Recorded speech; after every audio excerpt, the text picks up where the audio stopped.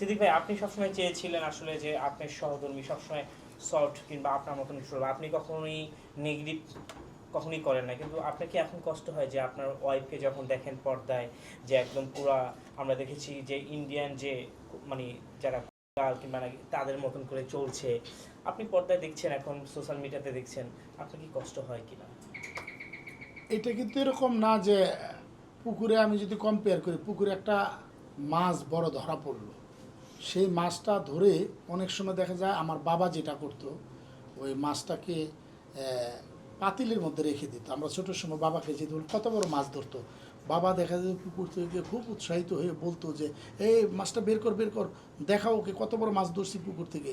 তারপর দেখা যেত যে এই মাছটা মানে আরও উৎসাহিত হয়ে বাবা বলতো ওর হাতে দে, বাচ্চা মানুষ হাতে নিতাম, মাছটা ছুটে যেত, আবার মাছের জায়গায় চলে যেত। অতএব সেটা নিয়ে বাচ্চা হিসেবে আমি কান্না করতাম, কারণ বাচ্চা ছিলাম। বাবা কিন্তু কান্না করতো না, বাবা জানতো যে পুকুরের মাছ পুকুরে চলে গেছে। আমি ঠিক ওরকম জানি যে আমার জায়গাটা যেখানে আমি আমার জায়গায় আছি, সে তার জায়গায় যায়, বাচ্চা বাচ্চা জায়গায় আছে। বাবা জানে যে মাছটা ওখানে আছে, তার মানে তার জায়গার মতো সে আছে। এটা এখন ধরতে না পারলে পরে ধরবো, কিন্তু আমি তো আর জানি না।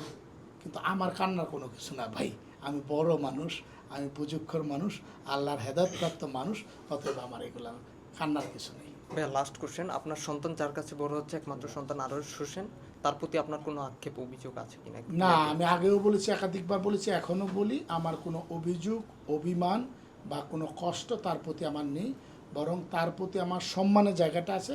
আপনারা দেখেছেন, ইতিপূর্বে বলেছি, তার জন্য সবসময় আমার সেলুট অপেক্ষা করে।